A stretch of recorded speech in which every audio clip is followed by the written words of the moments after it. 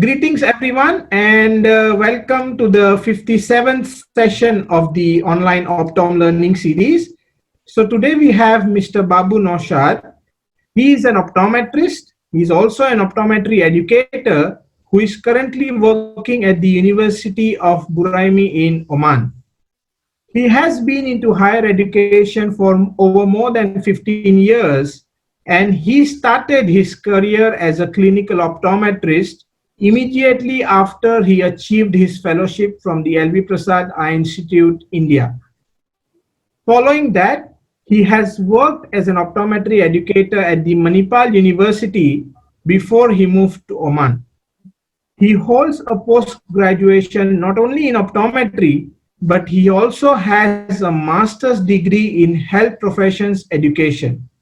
Currently, he is a PhD scholar at the university named as Maastricht at the Netherlands. His PhD research focuses in cognitive psychology, and to be more specific, it's about the mental processing of learning. He is also the recipient of Australian Leadership Award Fellowship, and he is also a fellow of IACL. He has various research publications to his credit from both optometry and from health profession education fields. And today he is going to cover a very interesting topic. This is kind of a first non-optometric or non-clinical topic which we are looking at in our series. But it's a very essential one because now due to COVID and all that, this is kind of a learning process on how does learning happen. So he's going to talk to us about self-regulated learning and how it is an important part of the 21st century competency. So welcome, sir, on our platform at OOLS, and I would leave the screen time to you now. Thank you, Fakhruddin, for that kind introduction. And it's my pleasure to be a part of this interesting learning series because of the current change in the situations in learning environment especially.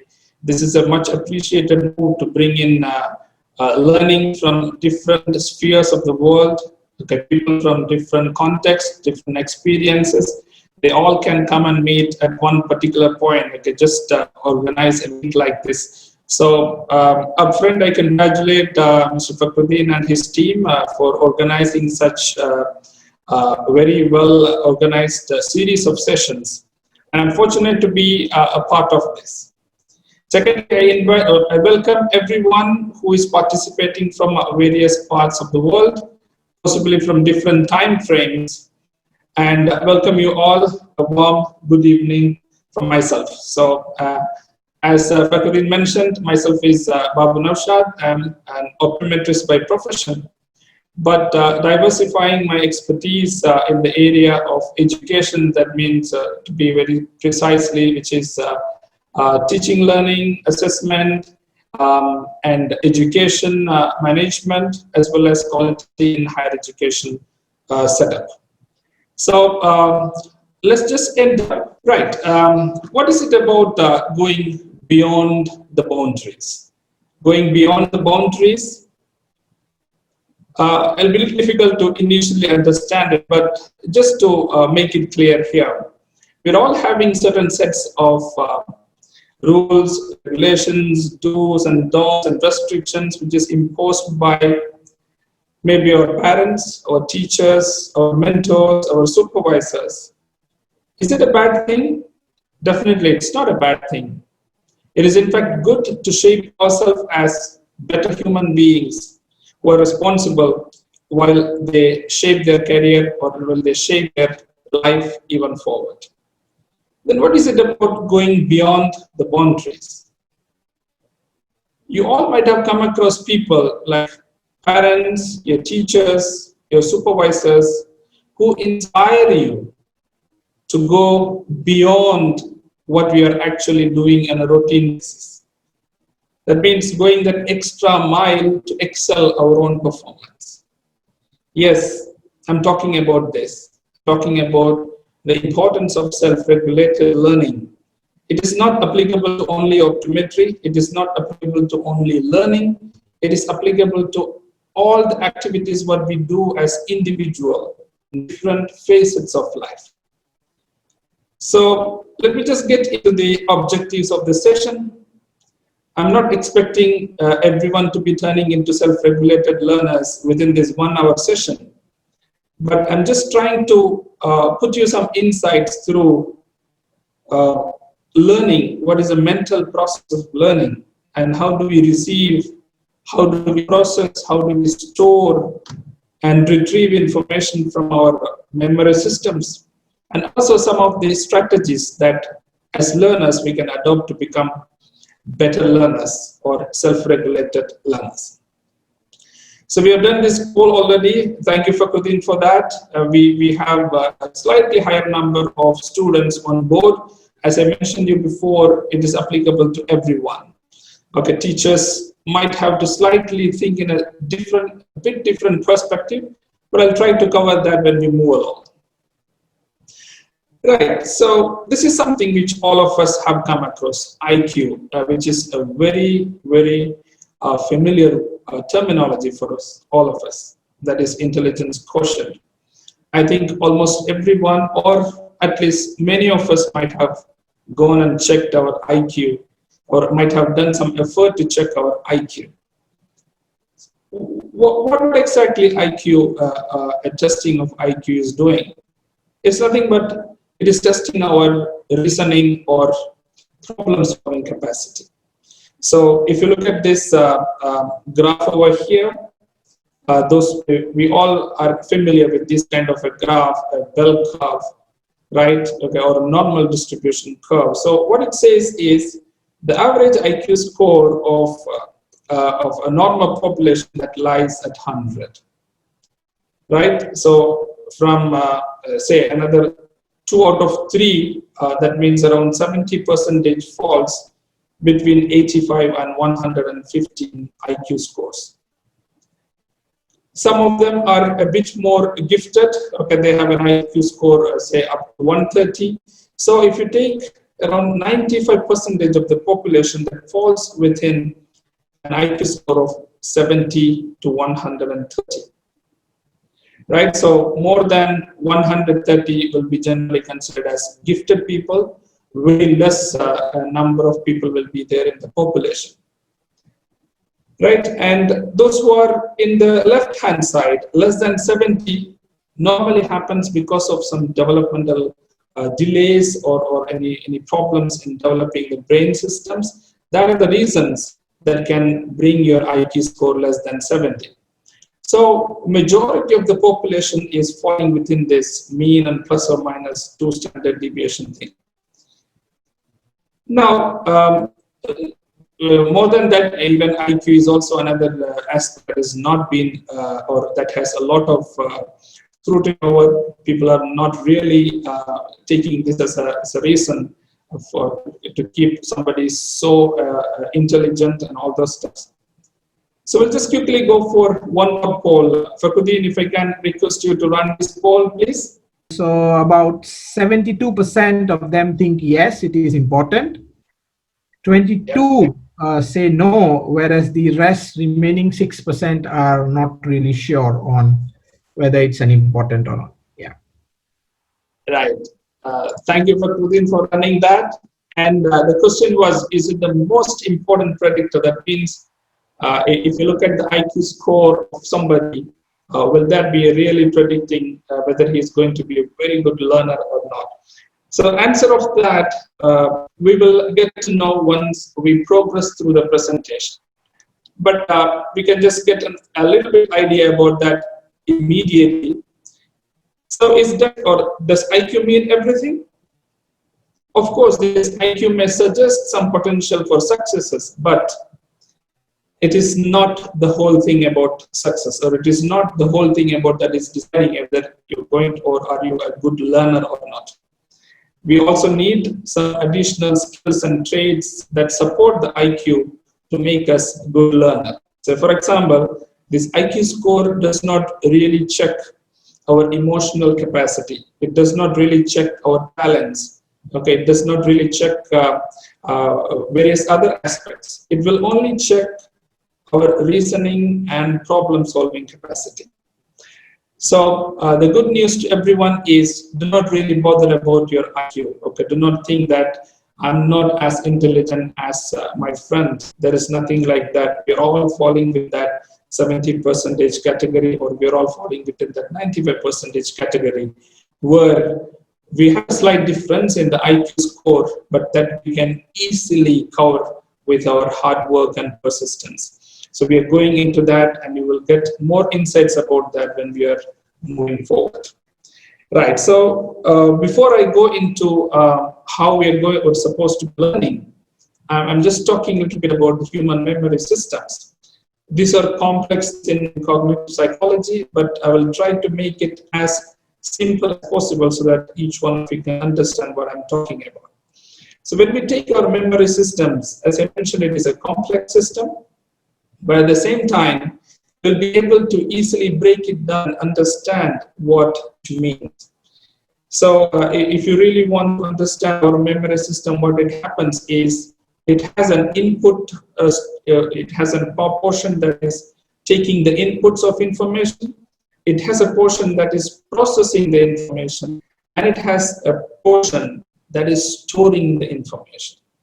So all the information that we are getting through the from the environment, okay, all these 5 different senses, all this information is coming into our mind, is received by our sensory memory. Okay, so this is the reception area. And we know that, just imagine when you're walking around, when you're just walking outside your house, you'll be receiving a lot of information through your eyes, your ears, or suppose when you're having your food, you'll be receiving information from your tongue, okay, through your nose, and when you're talking to your friend or family member. So all those information coming into your memory system. So your sensory memory is the one that is receiving this. It has a very huge capacity, but there is one problem. It cannot keep information for a longer time. But the retention is way less, okay, much lesser than a second. So what happens? So it's natural. Whatever information we're coming across, we will not give attention to everything, right? We will just give attention to some selected points where we are more interested. We'll try to give attention to that. We'll take those information to our working memory. So this working memory is the area where the processing of information happens, right? So this working memory is very important. I'll come back to this in a very short while. This has a different characteristics of the sensory memory. The retention capacity is better. It can keep information for a little longer than what is the sensory memory can do. The problem is it cannot process more than 5 to 7 information units. Okay, novel information units. Novel means very new, brand new information which you have not come across. Okay, as students, you will be coming across this situation quite often when we are learning new topics, new subjects. Almost everything will be new for you. As I mentioned, your working memory, or this is also called short-term memory, that is the area where the information is processing, but we cannot process for more than 5 to 7 novel information. Okay, just imagine when you're sitting in a classroom, you're receiving a lot of information from your teacher in a very short time.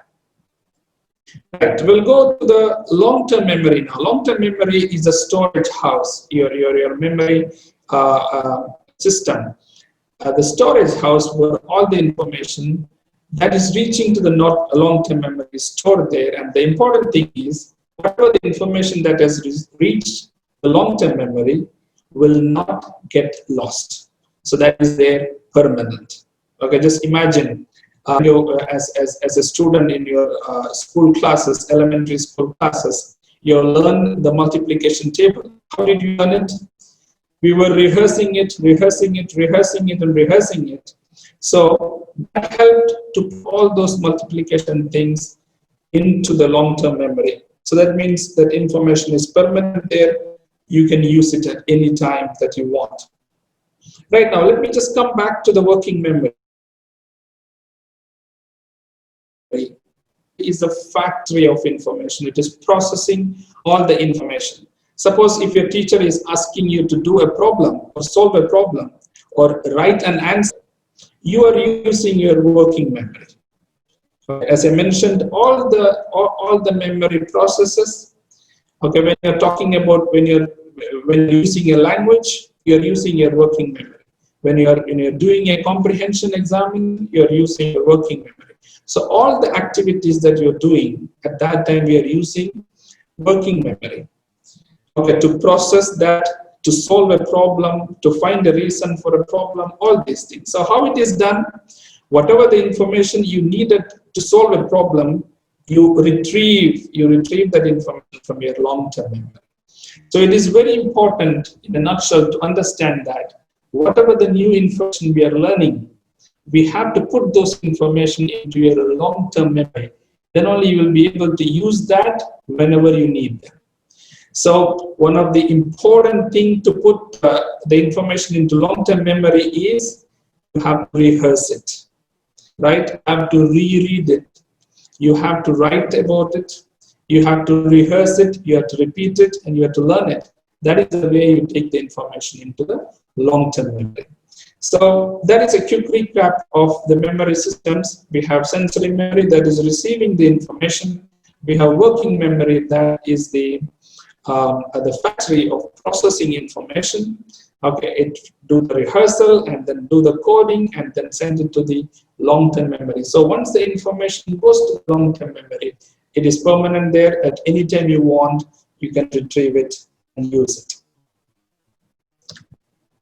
Right, so it's interesting to know how this information is stored in your long-term memory. In the long-term memory, the information is stored as schemas. Schema is nothing but, it is a small information unit. So just for an example, you're thinking about a television, right? When I say a television, whatever the information about television that is coming into your mind is a schema altogether. The schema about a television for a normal student and for an optometry student and for an engineering student or even an electronic engineering student, the schemas will be different, but all of us are having an idea about a particular thing. So all those information related to that particular object, or it could be a theory or it could be a concept, all these are stored in the brain as schemas. As you can see in the picture here, this is an example of schema. In a schema, the information is very carefully arranged in the brain. So when we collect or when we combine all the schemas, you will get the whole brain system. So remember that we are storing the information in the brain as schemas. We will learn about schema a bit more with an example from optometry side. Right. So we take cornea, okay, something which is very common as optometrists. We do not really need to talk about what is cornea, but we are learning about cornea from our high school. Okay, we are learning it as something that is a curved structure that is at the anterior side of the eye, that is focusing or helping to focus the light rays onto the retina, right? So even when you enter optometry, okay, when you're in your introduction to optometry class, if your teacher is asking what is cornea, you know some information. That means you have developed a schema about your cornea. Later, when you enter into your anatomy class or ocular anatomy class or your optics class, probably you're learning about, to be more specific in your anatomy classes, you're learning more about corneal anatomy. There you learn that it has 5 different layers, and you learn all the names of the corneal layers, and you will learn that it is a major refractive surface of the eye. It converges the light rays onto the retina, right? So you're adding a bit more and more new information. So what happens, your schema about cornea is started to increase, or it will start enlarging. Right? So when you go much deeper into corneal anatomy, then you are realizing that your epithelium has 5 to 7 different layers. You know that the stroma has collagen fibrils in it, and you have endothelium with different cell structures in it. So all those things. When you're learning more and more, your schema is getting bigger and bigger and bigger. So whenever somebody is saying that, say for example, when you are in a postgraduate class, okay, if your lecturer is saying that after LASIK, dry eye is one of the most important immediate complication of post-LASIK. Then some people, they will just sit like, oh, why it is? What is the reason? But those who have the basic information, those who have a bigger schema about cornea, not only cornea, somebody, if they have a schema about trigeminal nerve, they have a much better information and understanding, right? So as we get more and more information, we will try to increase our size of the schema better and bigger, right? So now that we understood what is a memory system and what is long-term memory, we know that our primary aim while learning is to shift the information, new information into our long-term memory, right? So now how do we learn?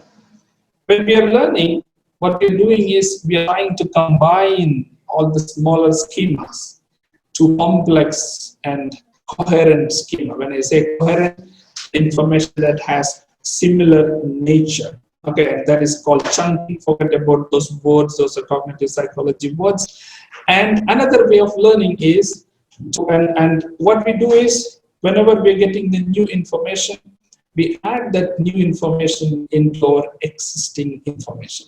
So this is a process of learning. So as you all know, we have to, as student, it is our responsibility to develop our schema, right, as much as possible about a concept or a theory or a topic or a structure, whatever it is. Right.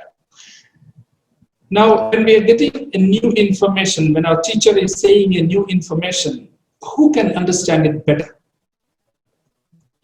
The person who can relate that information, who can relate that new information to an already existing schema, they will be able to understand a new information much faster, and they also will be able to put that new information immediately into their long-term memory.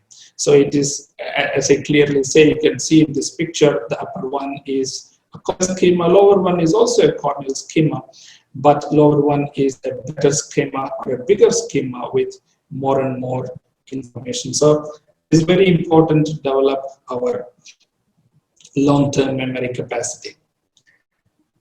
So now, almost everyone might have gone through this kind of situation. Why don't we understand certain things? Or sometimes, why I'm not able to understand, but my friend is able to understand it. Okay, and this is most of the time, whoever be the learner, they come across this situation. So don't think that there is nothing wrong with you. There's nothing wrong with your memory systems. Okay, what the difference is, the availability of schema about the information or availability of different schema about the information is different between the person who is struggling and the person who is finding learning better. Right, so what happens when we are sitting in a classroom, some of us are able to understand, some of us are not able to understand why it happens. As I mentioned, all the information in the long-term memory is saved as schemas, as you can see in this picture here. Now your teacher is giving you a lecture, and of course your teacher will be coming into a class thinking that my students, suppose if a teacher is coming to your binocular vision class, she expects that you have a clear understanding about the anatomy of extraocular muscles. You have a clear understanding about the anatomy of, the extraocular muscles and other physiological aspects. And they expect that that information is already there. And your teacher will start class from thinking that, okay, you already know this. So as student, what is your responsibility? It is very important for you to make sure that you have all those information with you. Then only when a teacher is talking about, you will understand it. Right? So as you can see in this picture, whatever information is given by the teacher If it is not matching to the schema that is available with you, or if you are not able to relate the information to the schemas what you have in your brain, you will not be able to understand. You will just think that the information is just flying above the level. Since we are also having some teachers attending the session, it is also very important from the teacher's point of view to keep a track on what is the expected level of knowledge each students, or at each level, what you expect when you go into a classroom. And it is very also important to engage them in talking, and then to know what is their level of understanding. And you as a teacher should try to uplift the level of the students, okay, so that whatever the topic you talk in the class is easily understandable to the students. Right, so a student, almost every time what we used to do, oh, the teacher is not good, she's not teaching well, I am not able to understand anything in that class. It is always very easy to blame the teachers. Okay, don't think that I'm keeping my side of teachers, being a teacher, but I'm still a student as well as a teacher, so I can understand easily, okay, from being both sides. So do not try to blame your teachers. If you do not know anything, you accept it. Yes, I do not know. Let us work on more to understand it. So how can we do that? You need to be a self-regulated learner. We will understand what is self-regulated learning. And from the name itself, it is clear, self-regulated. You regulate your learning by yourself. So what is it all about? It is nothing, it is a process. Okay, and like an individual is taking initiative of assessing his own learning and see if his learning is appropriate or not. If not, he is trying to put an additional effort, okay, to learn the unknown things better. And then once after you learn it, you have to evaluate whether you have learned it proper or not. So that is all about self-regulated learning, taking the ownership of your own learning. So we need to evaluate how much we have learned, and then we have to strategize how are we going to learn. Sometimes if we do not know a topic, we go to the teachers. If you are not very comfortable to going to teachers, you go to your friends, or you might go to internet and try to collect information. All these things are activities that is aligned the self-regulated learning.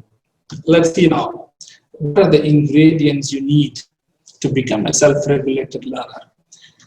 First and foremost, believe in yourself. You can, and you are doing it. Because we are all within that 70% or 95%, what I was talking of the IQs, right? So sometimes you will see a friend of you, he is sleeping almost every time in the hostel, he is not learning, but when the exam comes, he just go and write the exam, he gets the marks, right? So he might have a better IQ than or compared to you, but that is not the end of the world. Person who is not having a better IQ, he can overcome that with hard work. He can overcome that with persistence. He can overcome that with systematic work. And one most important thing is learn to ask questions. It's very important to ask questions. As long as you're a student, you can ask any question. It could be blunders, because you can ask blunder questions when you are a student, but you cannot ask the same question when you complete the course, when you become a professional. So try to ask questions and then believe in yourself. That is very, very important. And work hard. You can do wonders. So how to self-regulate? Okay, it's very important thing. One, as I told you, you have to plan and set your goals. As I mentioned, you have to evaluate where you're standing, and then you understand, okay, or decide what you need to do. Say, for example, when you attended your anatomy lecture, or anatomy examination, or your midterm examination of visual optics, your performance is poor, no need to worry. You just analyze where you went wrong. If you cannot really understand where you went wrong, go to your teacher. Okay, can you please help me? Where am I missing it? What should I do to improve myself? So that will help you to set your goals. And then you strategize your learning, right? How am I going to learn that? With whose help I'm going to learn that?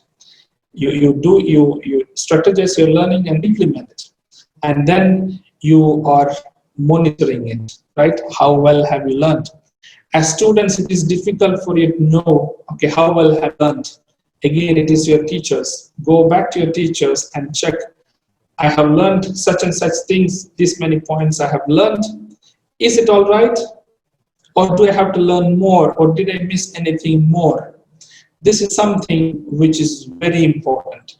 Okay, and then reflect on your performance. Okay, just analyze, as I mentioned, you monitoring, and then you monitor and say that yes, I'm better than before, but still I'm not reached to the point where I'm satisfied. Again, plan and strategize, work on that, and then monitor your performance, and then you evaluate it. So that is the cycle, and the cycle never ends as long as we have an intention to learn. Right, so since monitoring is an important characteristic of a self-regulated person, how can we do monitoring of our learning?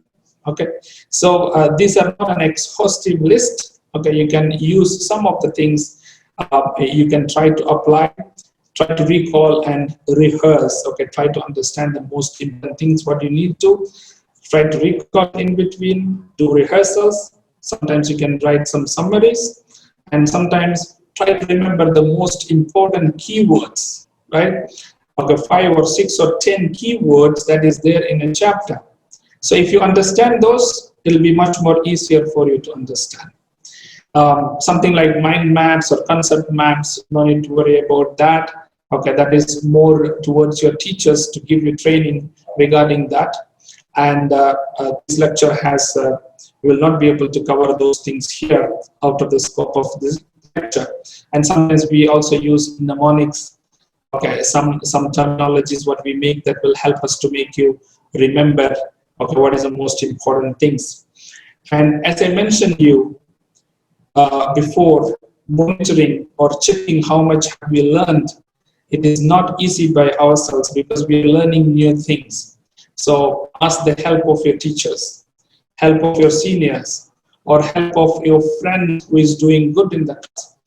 All those people will be able to help you so that you'll be able to understand it better and you will be able to know how to take it forward. Now, people may think, is motivation is a factor? Okay, do we really need to be motivated? Or, see, motivation is not something that we can go and buy it from somewhere. It has to develop within yourself. It has to develop within yourself. So if you want to get motivated, you want to see some successes, right? So if you want to be motivated to do something, you should know how to do something. Say, for example, when you're learning retinoscopy, right? You will be motivated to do more and more retinoscopy if you start seeing that your retinoscopy results are correct. So you have to develop competence that is skill, right? So I'm going into the other two. Autonomy means you have to develop an independence. You should know, or we have to get some independence of choosing what to learn and what not to learn. And the third point, relatedness, is an important aspect for teachers. Okay, it is very important as teachers to make our students feel that they are an integral part of the class. Okay, just for an example, I can tell you, if a teacher is calling a student, he, or okay, hey you, instead of that, if you're calling them by their name, they feel that much more connected to the class and to the teachers.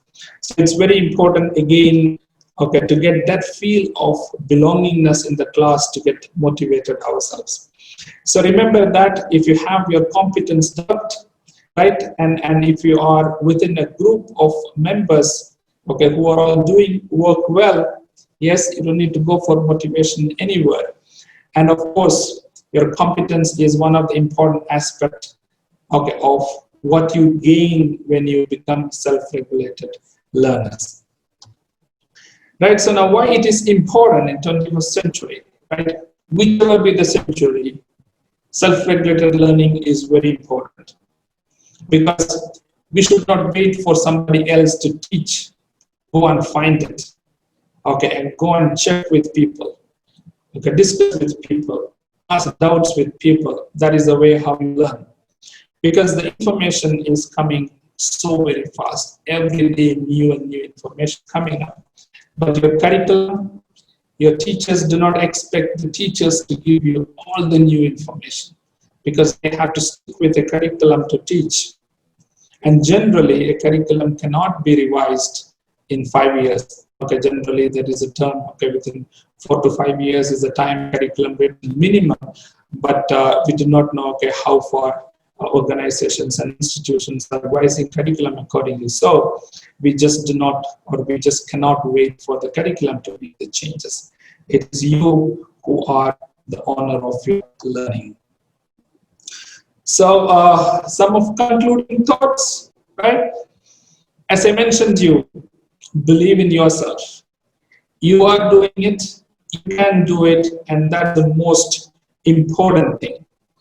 You have to set your goals. You have to have an idea. You have to do, okay, what you're going to do, right? So it's very important at the beginning of the day. Okay, you have to sit 6 minutes and see, what am I going to do? Just to have goals for your day. And similarly, at the end of the day, you just have to reflect. Okay, what have I done, or where I have done good?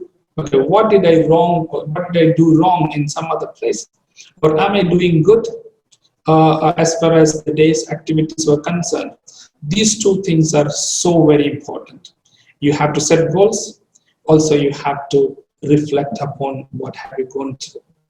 You have to work hard. There is no shortcuts.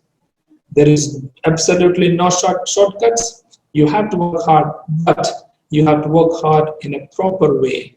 So if you're not sure about, take the help of others, your teachers, your seniors, your friends. Monitor how well are you doing. It's important, because sometimes we're working so hard, we're moving away from the what we are supposed to do. There is no point in working up. We have to monitor where are we standing as far as the target is concerned, and be persistent. You have to be patient. You have to be patient. Okay, persistence will bring you laurels. Okay, it's such an important act. And don't forget to celebrate your success, even if it is a very small success.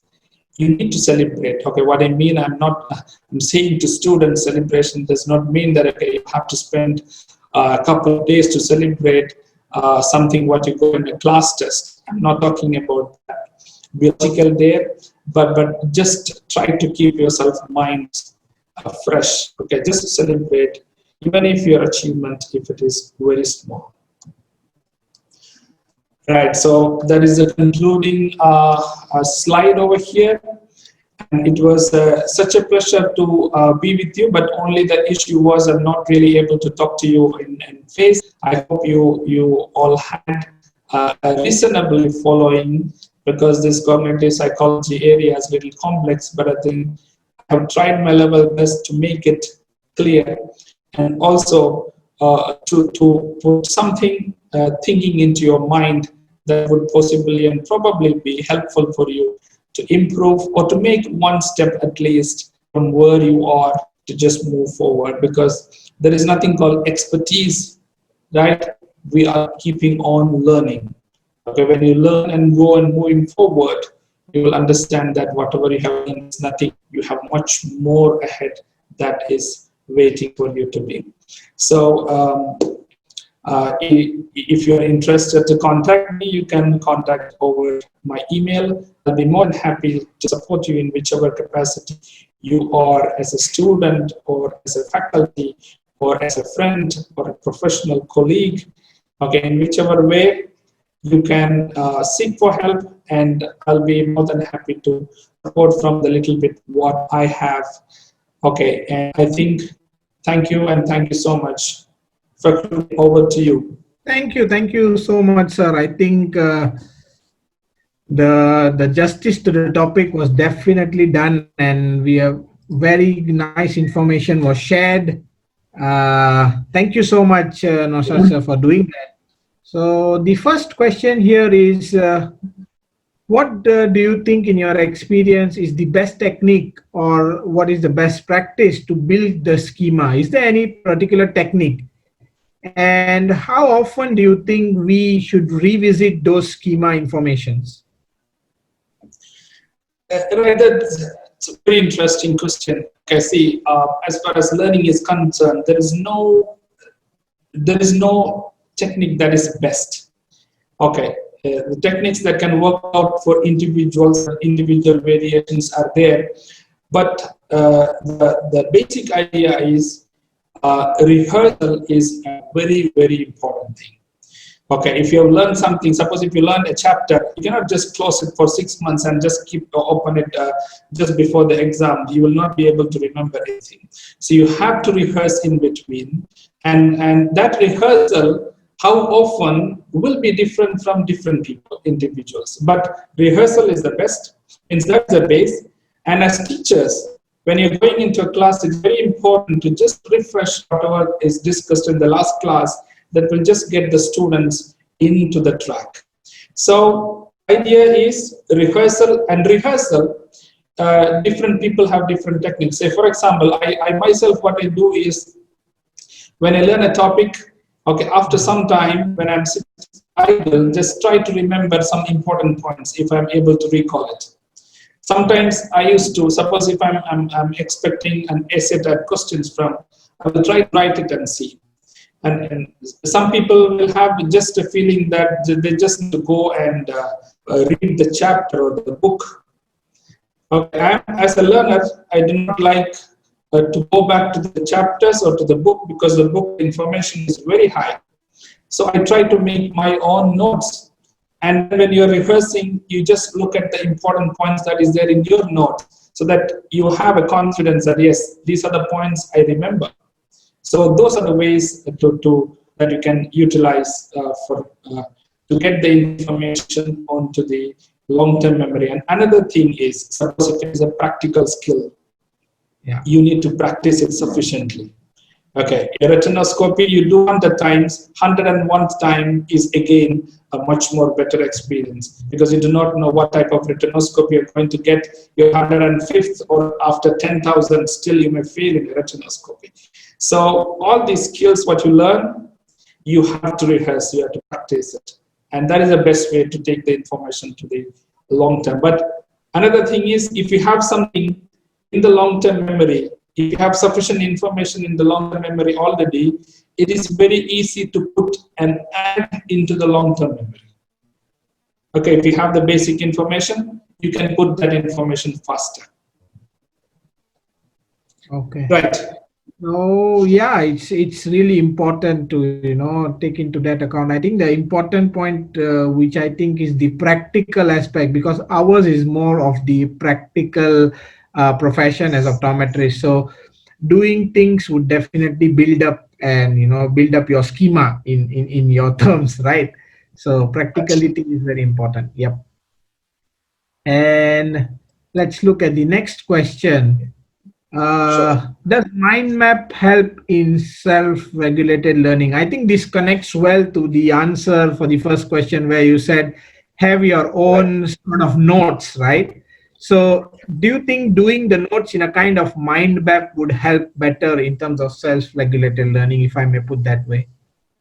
See now, a mind map or a concept map or anything, you're trying to summarize and to make the most important points of a topic or a chapter.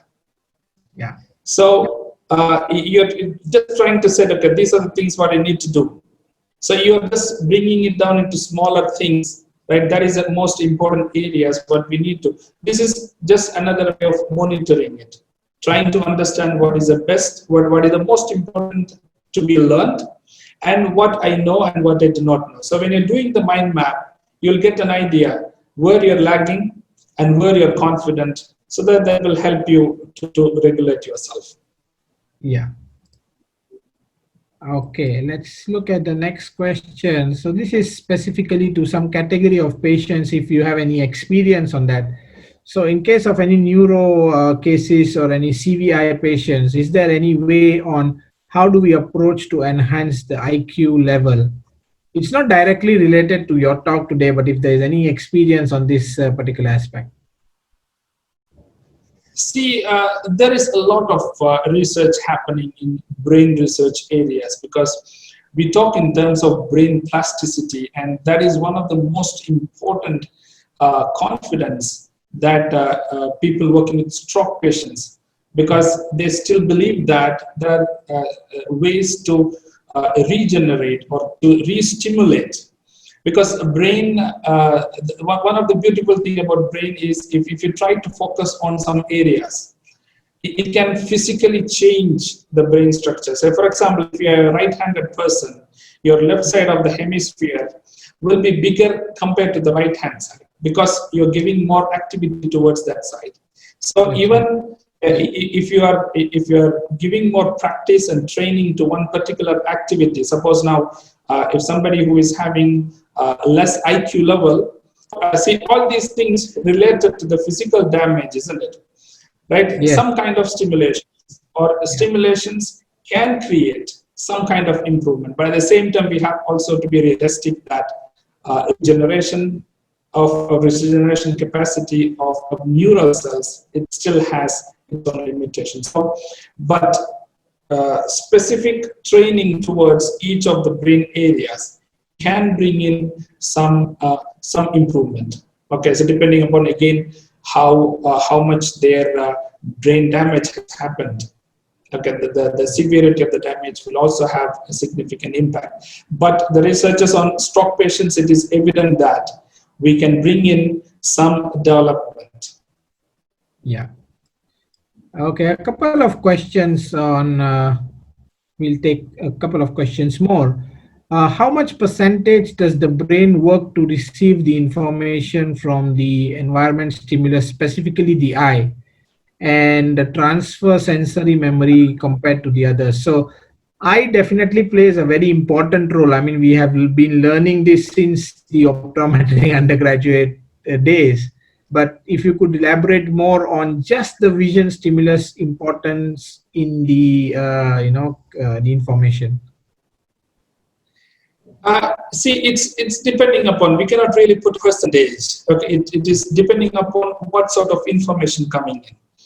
Okay, say for example now, if a topic is explained with a diagram and without a diagram, right? Getting more visual information when a diagram is there, rather than a person who's talking, right? So the auditory information is coming in, the visual information is also coming in.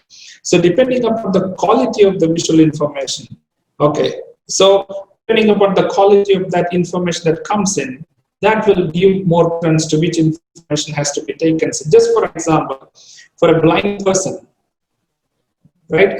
For a blind person, his tactile information is much more significantly developed in his brain, so that tactile inputs will be very easily taken in and then stored into because he is doing everything with tactile sensation. Right? So when he touches a surface, he gets much more information than we touch the surface. Yeah. So it depends upon what is the quality of the information comes in and what quality of information that is more related to what is already happening in our schema in the long-term memory. As I mentioned, any new information, if we can create relatedness to what already we have, that information is shifted into the long-term memory much faster. So it will be difficult to really put a percentage. It is more depending upon the quality of information, quality of inputs that we get it. That's right. Yeah. And one last question. I think we've taken most question. One last question. How important are mnemonics? If you have any idea about that, mnemonics will help you to remember it shortly. Okay, in optometry, one of the most prominent mnemonics what to remember is SINRAD. I think everyone understands, right? SINRAD, all superiors are intortus, all rectors are adductors except lateral rectus. That will clear all the actions of all the extraocular muscles. Yeah. And some information like where you can make where we can easily confuse between each other, where we have terminologies that is appearing much more similar. Those areas mnemonics will be very helpful, because now the advantage of mnemonics is you can concisely put that mnemonic so that you can understand what is what, and you'll be able to reproduce it, or you'll be able to recall it. Okay, just like being a student, when I was an optometry student, still as a teacher, before I go to the class, I'll prepare on the image formation of convex and concave lenses. And I hope almost everyone will have that difficulty, the different image characteristics.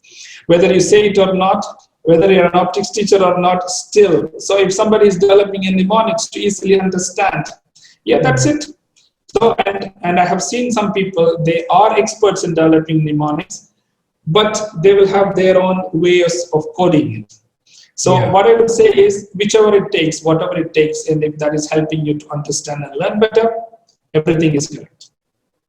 Yeah, I think you can make your own mnemonics. I remember what the connection to this, when we had this binocular vision, when we want to measure PFVs and NFVs, we normally tend to forget which is the base out, which is the base in. So I remember as PCO, primary care optometry, and PCO also stands for positive fusion convergence. You are checking convergence and you should put base out prism. So something like that. It makes your life much more convenient and easier for you to remember. So you can have your own one. That's what I'm saying. And you cannot really search for mnemonics online.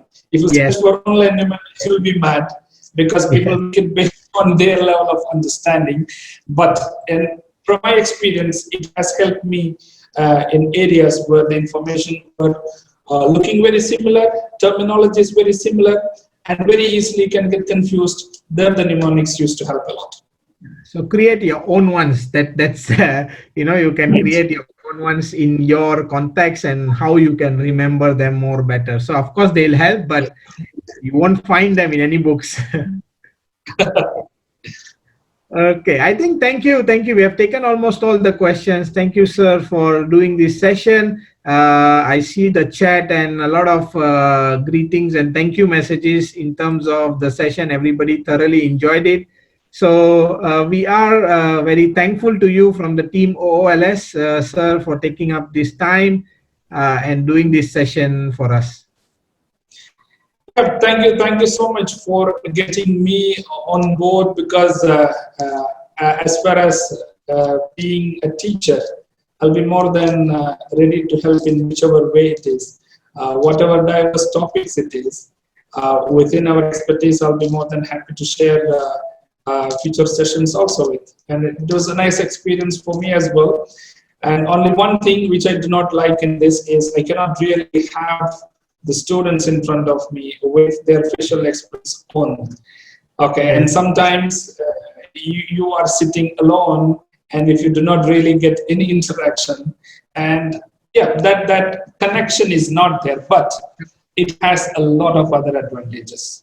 Okay, so I'll be more than happy to be with this even in future. So thank you so much for giving. Thank you so much. We'll reach out to you in definitely for any of the new topics which we can discuss. I think just to let everyone know, we do have a session tomorrow. Again, this is clinical oriented tomorrow. So we have a session on what are the interesting soft contact lens application, and it's same time as today. It's 6:30. Evening Indian time and 9 p.m. late evening Malaysian time. So I hope to see you all tomorrow. Until then, stay home, stay safe, take care, and bye-bye. Thank you so much, sir. Thank you.